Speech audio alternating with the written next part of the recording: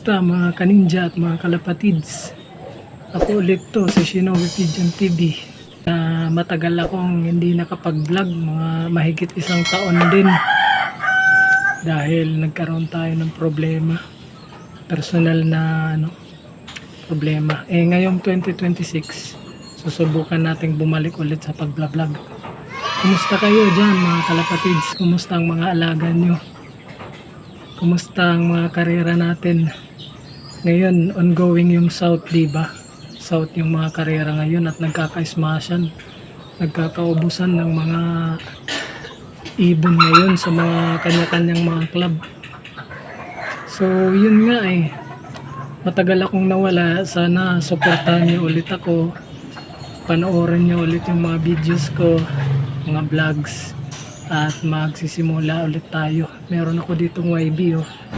Ito yung unang breed ko ngayon sa taong to. Naka NDR banded. Ngayon siya, ang cute niya. Dalawa tong andun yung nestmate niya.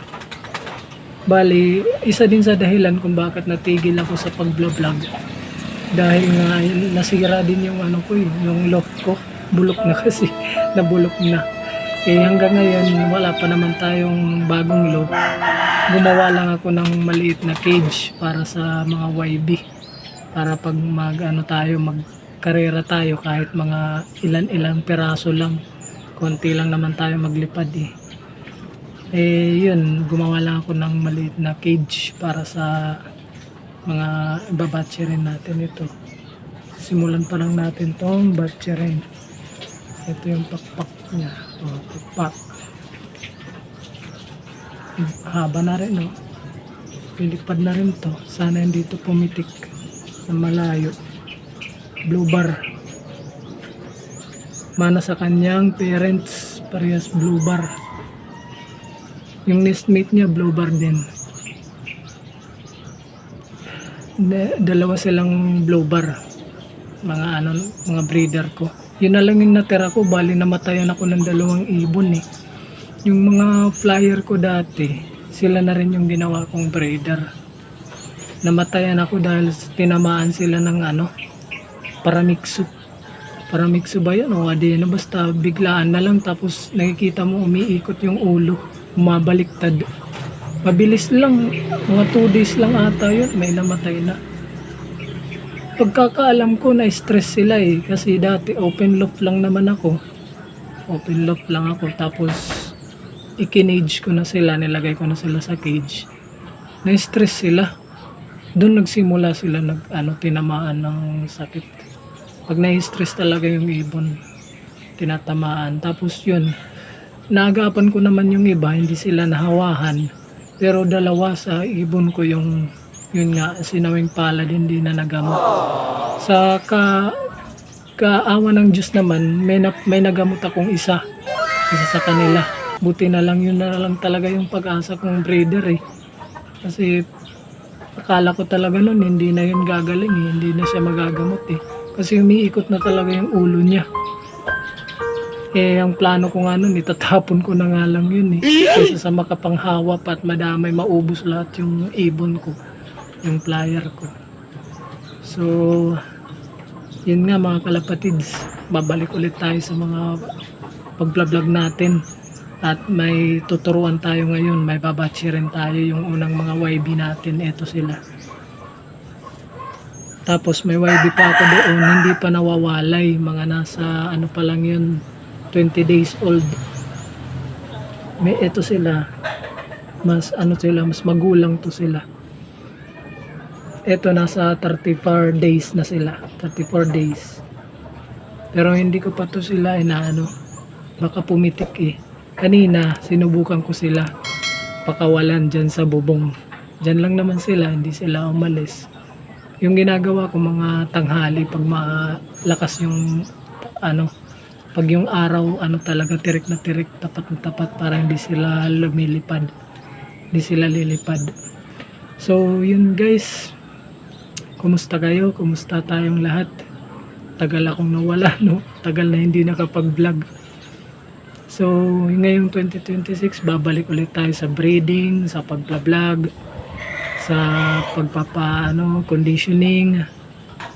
Magbibigay rin tayo ng mga mag-share din ako kung ano yung ginagawa kong mga tips, mga sinishare ko kung anong ginagawa kong kondisyon para sa aking mga alaga. Yung yung mura-mura lang, yung kaya lang ng budget natin kasi hindi naman tayo ganun ka maluwag sa pera. Pag nakakaano lang tayo ng konting luwag-luwag, doon kaya din tayo nakakapaglaro, nakapagbili ng mga singsing.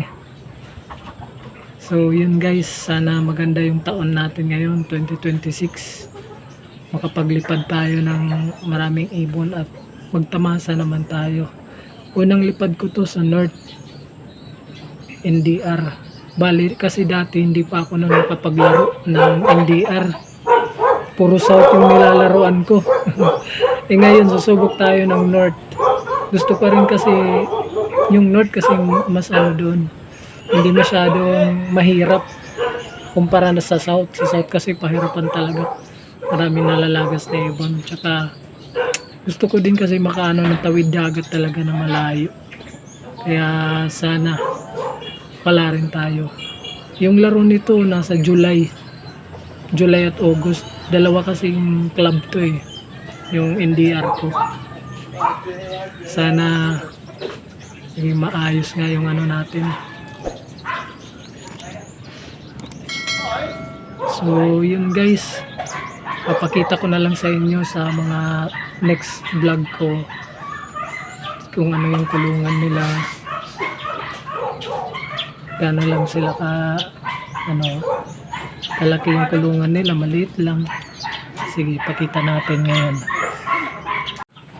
So ayun guys, nandito ako ngayon sa terrace namin. Dito ko kasi ginawa yung kulungan, dito ko nilagay. Yan yung guyabano namin na puno. Ang ingay dun, yung mga manok nila. Andito yung kulungan nila, yan kung makikita nyo, lang siya, screen na parang breeder cage nga lang to kaya pang dalawahan lang talaga bali dalawang siya, divider.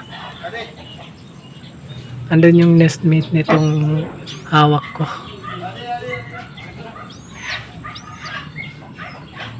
So ayun nga, sa mga vlog natin guys, abang-abangan nyo. Pinakain ko na to sila ngayon, hapon na andun sa baba yung mga breeder ko.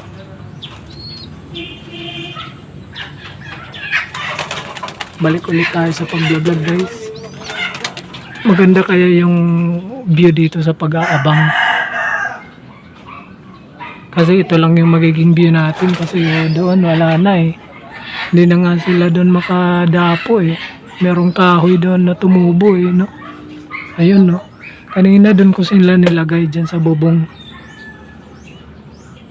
para maka-viewing naman sila sa 360 viewing talaga, yung buong paligid talaga makikita nila. Kasi kung dito lang sa cage nila, although mataas tong cage na to, yung nakikita lang nila yung harap lang tsaka yung gilid, hindi nila makita talaga yung palibot talaga.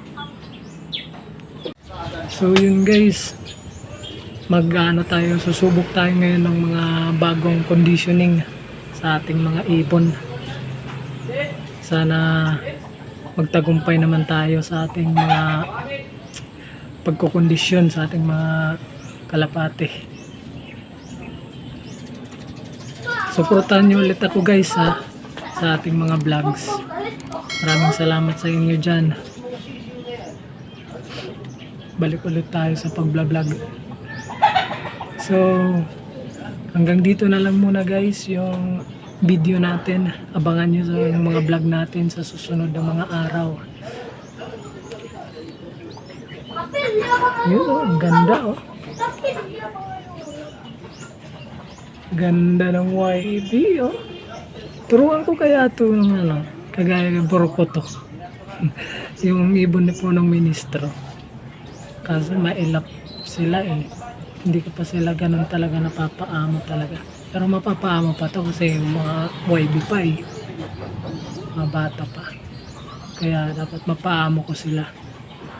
So guys, hanggang dito na lang yung video. Please like at comment kayo guys. Pa-share na rin ng video. Subscribe. Salamat!